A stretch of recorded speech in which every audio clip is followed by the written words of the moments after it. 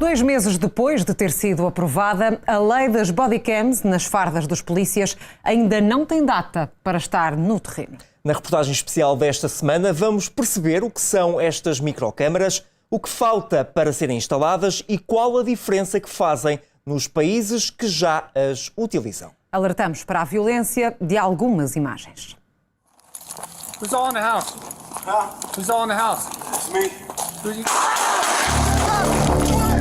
É na escuridão, no oculto, no silêncio, que o mundo do crime vive mais à vontade. Apesar de Portugal ser um país de brandos costumes, diz-se, a procura por mais ferramentas que garantam a segurança da população veio para ficar. Depois de demonstradas as mais-valias da videovigilância nas ruas, com um número crescente de cidades a aderir, há agora uma abertura para outras formas de olhar para o crime.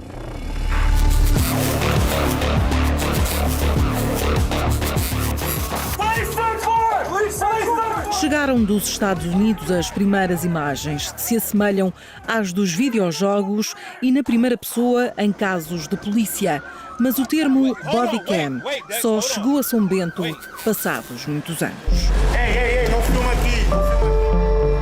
A luta, dizem os sindicatos e associações de polícias e militares, já é longa, mas as recentes polémicas com a proliferação de vídeos e acusações de abordagens policiais abusivas aceleraram a discussão que levou à aprovação da lei. Pois somos escrutinados por toda a gente, não é só por quem tem o direito de fiscalizar, mas o próprio cidadão também nos escrutina através de filmagens. Bom, hoje em dia é muito fácil pelas redes sociais. É cada vez mais evidente a necessidade de demonstrar o que é que aconteceu numa ocorrência do princípio ao fim. Já é conhecido que com esta proliferação de redes sociais, do recurso a telemóveis, muito daquilo que era a intervenção policial e aquilo que era a missão dos polícias estava comprometida não só na componente do seu risco, mas também naquilo que era a veracidade dos factos. 29 de dezembro confirmava-se. A Casa da Democracia aprovava o documento. Após avanços e recuos, o texto da lei foi reescrito várias vezes, ou não fossem os pareceres negativos da Comissão Nacional de Proteção de Dados, entidade à qual a Record TV pediu uma entrevista para contribuir para esta reportagem, mas foi rejeitada.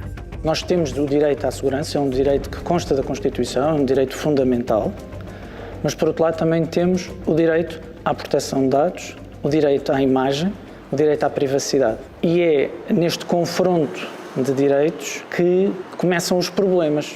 A CNPD, na minha opinião, coloca várias reservas porque tem noção daquilo que existe. Foram feitas várias ações inspectivas e, de facto, a CNPD faz uma descrição de várias situações que não estão em conformidade com a lei. E tendo em conta, de facto, esse cenário complicado de servidores que estavam no chão e qualquer pessoa poderia ter acesso, de salas de visionamento em esquadras que basicamente estariam no caminho de um vestiário. Quer dizer, são situações que estão descritas pela CNPD no parecer anterior à aprovação desta lei. Foram muitas situações que, de facto, demonstram que é mesmo preciso ser exigente. E são essas as dúvidas que ainda pairam. O texto simplificado diz pouco e o que diz em relação a quando e como serão utilizadas as câmaras nas fardas não esclarece os polícias. Quem são os polícias que vão usar as bodycams? Se todos vão ser petrechados com esse equipamento, quando é que a mesma é usada, com que critérios, em que contextos operacionais, se é utilizada a imagem para que efeitos, se a advertência dessa utilização junto do cidadão é feita pelo agente. E aí vai ter um encargo orçamental muito elevado. É assim, ou tem capacidade orçamental para fazer as coisas bem feitas, ou então nem vale a pena estar a fazer. Certamente não será uma câmara por cada elemento. Nós estamos em Portugal e já sabemos que isso não acontece. Atualmente ainda não temos um colete balístico por cada elemento, quanto mais uma câmara por cada elemento. O texto aprovado na lei diz que a captação e gravação de imagens e sons apenas pode ocorrer em caso de intervenção de elemento das forças de segurança, nomeadamente quando esteja em causa a ocorrência de ilícito criminal, situação de perigo, emergência ou alteração da ordem pública.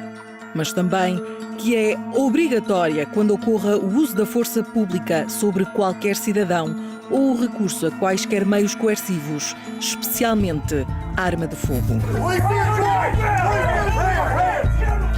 Já entrou em vigor, mas no tocante às bodycams, ela não é execuível. Não é execuível porquê? Porque a própria lei remete para um decreto-lei que há de ser publicado, ou seja, que nem sequer ainda foi aprovado, e será esse decreto-lei que irá depois regulamentar aspectos mais concretos da utilização destas bodycams.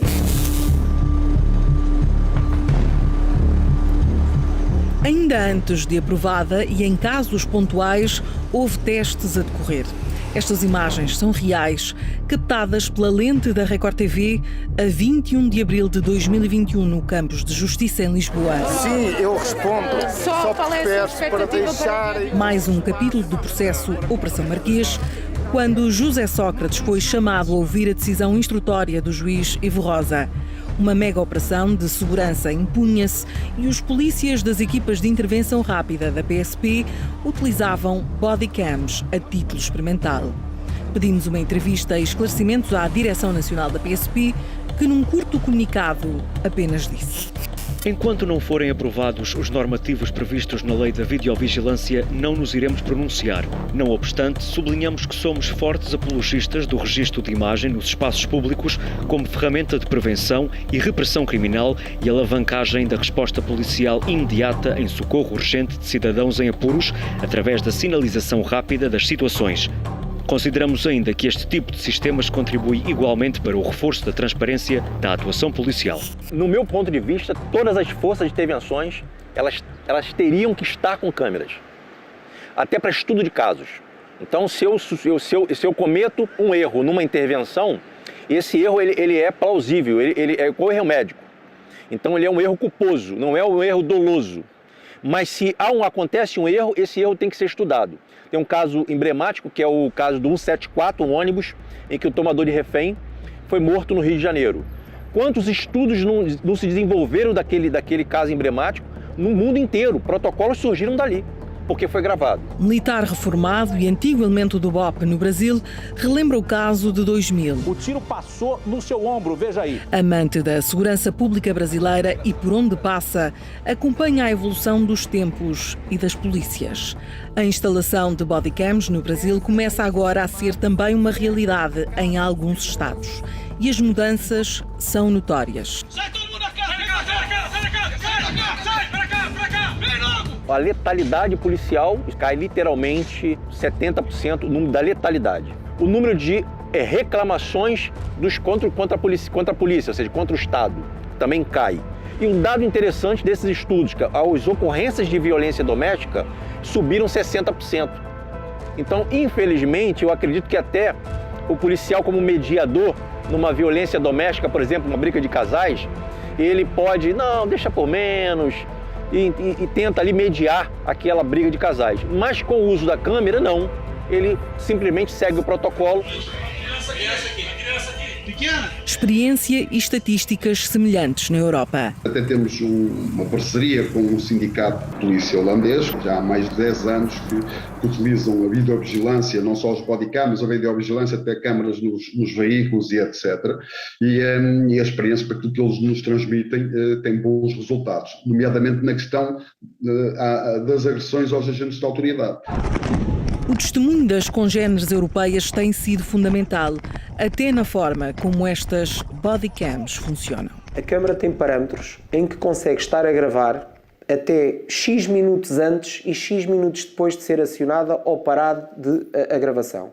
Portanto, a pessoa clica na câmara, diz que está a gravar, mas a câmara poderá ter um buffer, portanto uma memória interna que já começou a gravar 2 minutos antes e que já não vai apagar isso. As opiniões do comum cidadão dividem-se, mas pendem para um lado mais positivo do que negativo, a utilização das bodycams pelas forças de segurança. Eu tenho a certeza que as polícias já não vão ser mais agredidos. Se bem que câmaras na via pública acho que faz mais sentido. Uma maneira de ter provas sobre o que está acontecendo, se tiver alguma coisa acontecendo, e para ter tanto para a segurança do segurança, da polícia, quanto do cidadão. Como estão a ser vigiados, provavelmente vão fazer um melhor trabalho, o que é bom. Se é um serviço público, acho que deve haver transparência total. É preciso haver o risk-reward, fazermos pesar os prós e os contras das coisas, e acho que o benefício em termos de segurança não pesa assim tanto que vale a pena sacrificar a privacidade das pessoas, é o que eu acho. Aqui é tudo gravado, a xenofobia onde começa aqui, ó. Não há certezas de quando as palavras escritas nesta lei sairão do papel. Ninguém arrisca uma data, porque ainda há muito a fazer. Desde a regulamentação ao concurso para a compra deste equipamento e a disponibilidade financeira para o fazer.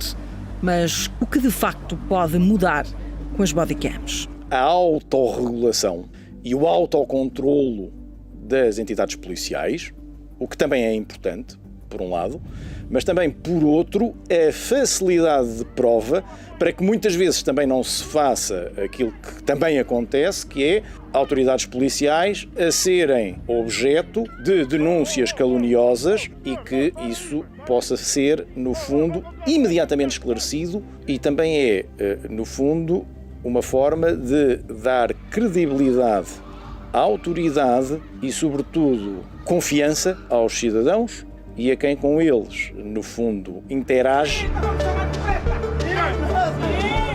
Confiança que as forças de segurança acreditam que tenha sido abalada com os recorrentes vídeos nas redes sociais. Hoje em dia qualquer criminoso, digamos assim, que tenha a prática de fazer o crime, sabe muito bem quais são as formas de tentar minimizar a sua culpa. E uma delas é apresentar queixa contra o agente que o deteve ou contra os agentes.